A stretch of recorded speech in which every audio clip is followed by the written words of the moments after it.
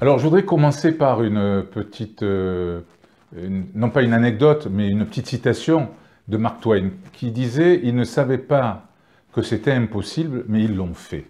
Eh bien, moi, je voudrais saluer avant tout Made in Soft, qui, depuis de nombreuses années, est devenu l'acteur incontournable de l'animation, de l'écosystème du numérique sur le territoire Marseille-Provence, ce qui permet de dire aujourd'hui qu'un grand nombre de collectivités, pour ne pas dire la totalité des collectivités, sont intéressées pour participer à ce rendez-vous annuel, à la fois des entreprises sur le plan économique, mais aussi des start-up. Alors effectivement, la ville de Marseille, depuis un certain nombre d'années, y participe, et on a trouvé que cette année, il fallait y mettre un accent plus particulier, parce que nous avons fait en sorte que depuis près de 8 ans, nous développions une véritable stratégie du numérique de la ville de Marseille sur l'ensemble du territoire de Marseille-Provence. Alors justement, on va parler de cette stratégie.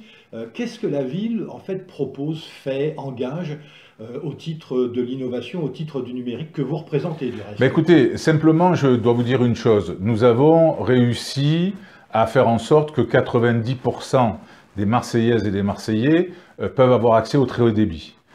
C'était pas forcément une gageure, en tout cas pour y arriver, c'était pas forcément audible à l'époque, mais aujourd'hui, les Marseillaises et les Marseillais peuvent avoir le câble, peuvent avoir les différents tuyaux qui arrivent directement chez eux pour pouvoir obtenir le réseau Orange, le réseau SFR, le réseau Free ou le réseau Bouygues.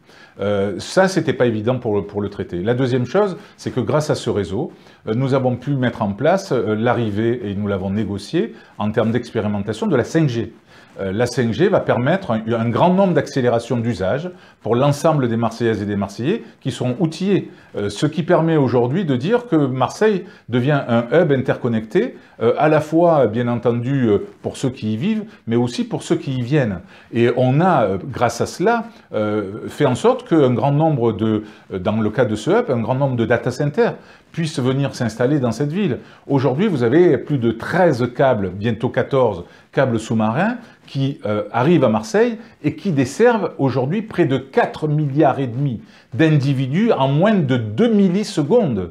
Ce qui est quand même, j'allais dire, une porte d'entrée à la fois vers l'Afrique, mais aussi vers le Moyen et le Proche-Orient. Donc c'est quand même une véritable réussite. Nous ne pensions absolument pas que ce type de choses pouvait arriver à Marseille.